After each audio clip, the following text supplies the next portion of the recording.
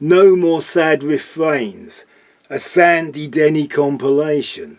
Twice I have ordered Sandy Denny compilations, but both times they never arrived. However, on one occasion I did manage to download the MP3s. I wanted a compilation to fill in the best bits from the albums I do not own. I do own all the Fairport Convention albums she appeared on. The first track on the compilation is a very folky song about the sad life of Mary Queen of Scots that appeared on the first of the Fairport albums she played on. Then we get Who Knows Where the Time Goes, the song she brought to the second Fairport album she was on, and is a much covered classic. There are tracks from Liege and Leaf, the Fairport album that started the genre of British folk rock, but it does not include the song O Come All Ye, which is a Sandy Denny original that sounds like one of those songs from days of yore. It is a song that fits in seamlessly on Liege and Leaf with all the other songs on the album that came about from researching old English folk songs at Cecil Sharp House.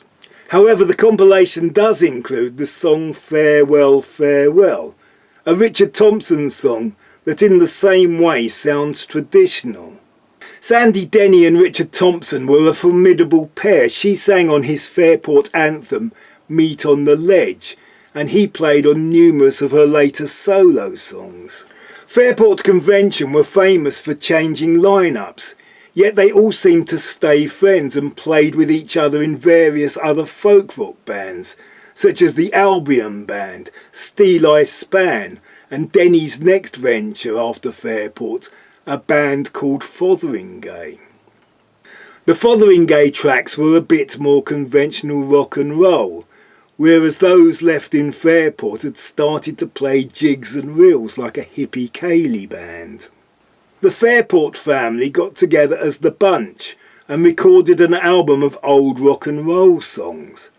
There are a couple of those songs on this album, including the Everly Brothers' When Will I Be Loved.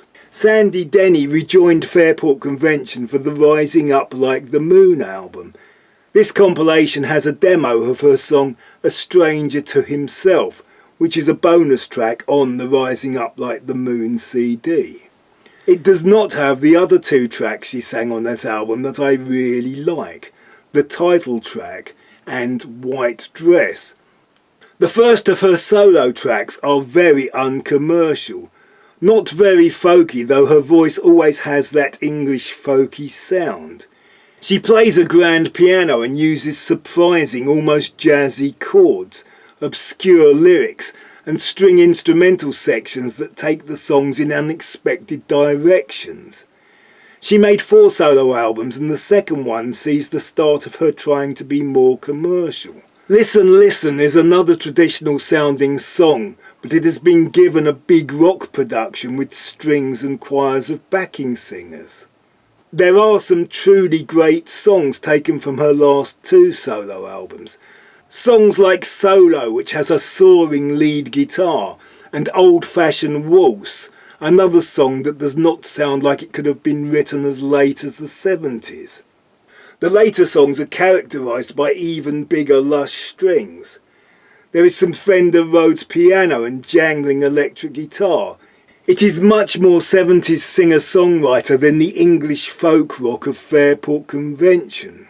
It is great music that was largely ignored at the time, and sadly I was one of those that ignored it, though I was saddened by the loss of her great talent when she died young. My interest in Sandy Denny has mostly been a consequence of my interest in Richard Thompson, though mostly she is known for her duet with Robert Plant on The Battle of Evermore from Led Zeppelin 4. No More Sad Refrains, Sandy Denny.